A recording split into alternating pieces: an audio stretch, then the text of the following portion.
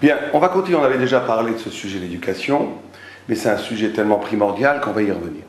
Et en consultant un peu les écrits de nos sages, on pourrait dégager 4 concepts fondamentaux autour de l'éducation. Qu'est-ce qu'il faut faire? Autour de quoi faut-il s'attacher pour réussir véritablement à éduquer nos enfants selon la voie de la Torah, de la lumière et de Dieu? Alors le premier concept, c'est le concept de vérité, qui revient très très souvent chez nos sages. C'est-à-dire que l'enfant, nos enfants, ne reçoivent de nous que la vérité. C'est-à-dire que quelqu'un qui aurait un discours édifiant, parlant de Torah, parlant de morale, parlant de moussar, mais qui se comporterait en porte-à-faux par rapport à son discours, l'enfant va capter le porte-à-faux. Il ne va pas capter le discours. Ce qu'il va capter, c'est le mensonge propre à ce décalage entre la parole et le comportement. Il y a une histoire terrible, et qui est très connue. Vous savez qu'une fois, il y avait un rabbi qui demande aux enfants dans sa classe « Quelle est la chose la plus importante pour vos parents ?» Alors l'un dit la Torah, l'autre dit la Tfila, l'autre dit le Chesed. Tout d'un coup, un enfant qui était d'Afka, le fils d'un très grand Talmid Chacham, dit « Le plus important, c'est le Tchoulent. » Si ça avait été un Tunisien, il aurait dit le couscous. Et le rabbi va pour donner une claque à l'enfant, c'est un insolent. Comment dit-il le Tchoulent en parlant de son père? Et il dit non, c'est il voit que l'enfant n'est pas du tout chutzpah, il n'est pas insolent. Il dit des choses véritablement. Il dit mon père, on peut tout le temps le déranger. Quand il étudie une Gemara, je peux le déranger, mais quand il mange le Tchoulent, on ne peut pas le déranger. L'enfant comprend de ça que le plus important, c'est le Tchoulent.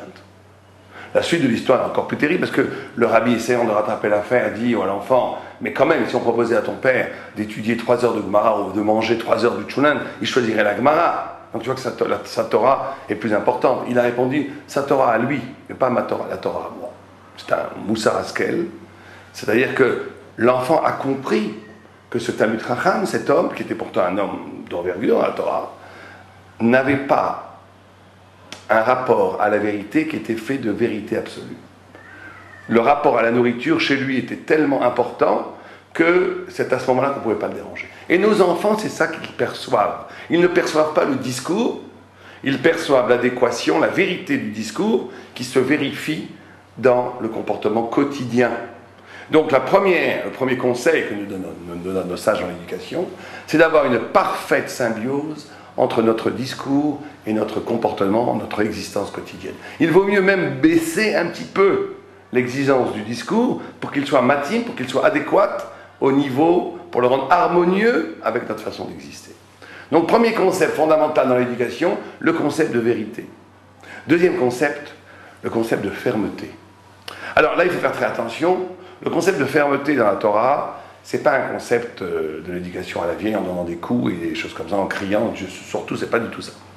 Le concept de fermeté, c'est un concept d'exigence.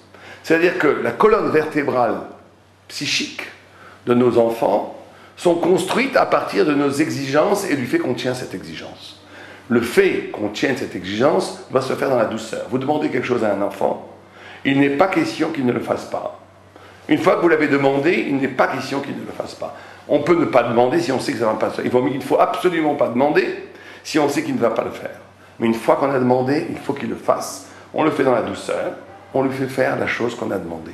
La notion d'exigence, de gvoul, de frontière, dans les comportements exigés par nos enfants, renvoie en vérité à la notion d'amour. Vous savez que dans la Torah, la notion de din est une tolda, est une descendante, est une conséquence de la notion d'amour. Si Dieu exerce sur nous le din, la loi, la rigueur, c'est parce qu'il attend de nous beaucoup, parce qu'il nous aime. Plus on aime quelqu'un, plus on exige de lui. Donc les enfants, s'ils ne sentent pas d'exigence, s'ils ne sentent pas de fermeté, au plus profond, ils sentent qu'ils ne sont pas aimés. Et donc ce faux amour ce yatsérara, qui est un faux amour, qui par tendresse laisserait faire à l'enfant n'importe quoi, en fin de compte, l'enfant vous le reprochera comme un manque d'amour, comme une carence de véritable amour. Parce que l'amour implique l'exigence, et l'exigence implique la rigueur, et la rigueur implique la fermeté. Troisième catégorie, qui est très proche de la deuxième, c'est la catégorie de l'espoir. L'espoir. Il faut espérer pour nos enfants. Il y a un Birkat Shmuel qui dit que chacun doit espérer que son enfant devienne le Gadolador, le plus grand de la Torah. Il faut espérer pour nos enfants qu'ils deviennent des grands Eved Hashem, des grands serviteurs de Dieu. Maintenant, là aussi, il faut faire très attention avec la notion d'espoir, parce que l'espoir n'est pas l'ambition. Certaines personnes peuvent avoir de l'ambition pour leur enfant, qui est en vérité structurée, cette ambition plus profonde, par quelque chose de malsain, qui est la reconnaissance sociale. Si l'espoir et l'ambition pour nos enfants est en vérité formaté à son origine par une ambition sociale, l'enfant va devenir un animal social qui sera coupé au mieux, qui sera coupé de la spiritualité. Au pire, et j'ai très souvent vu ça en m'occupant de problèmes de chinour, c'est au pire, l'enfant se sentant incapable de Mekayem, de réaliser le désir de la mère ou du père, va ne rien faire dans la vie, et il va se mettre tout le temps en position d'échec, parce qu'il va vouloir signifier par là qu'il aurait pu être très grand, mais qu'il ne peut pas être moyen. Donc il va être nul. Très souvent, vous avez ce genre de facteur. Un homme est né pour être en vérité quelqu'un de, on va dire, mesure 50, sa mère espérait pour lui 100, comme il sait qu'il n'arrivera pas jamais à 100, il va se mettre à 0. Parce qu'à 0, on sait très bien que ce n'est pas lui. Donc il dira, j'aurais pu être 100. Ça, c'est la perversion de l'espoir. L'espoir, ce n'est pas l'ambition sociale. L'espoir, c'est de penser que l'enfant, espérer pour l'enfant, qu'il épanouisse son maximum spirituel de servir Dieu. Et de mettre complètement de côté les questions sociales. Vous savez, j'avais un très grand rave qui avait une sorte de technique de ces goûts-là par rapport à ces problématiques. Quand un enfant lui posait des questions de Torah, il était toujours disponible. Il répondait. Quand un enfant lui posait des questions du Olam Hazé, de Parnassa, il n'avait jamais le temps. Il avait renversé la chose.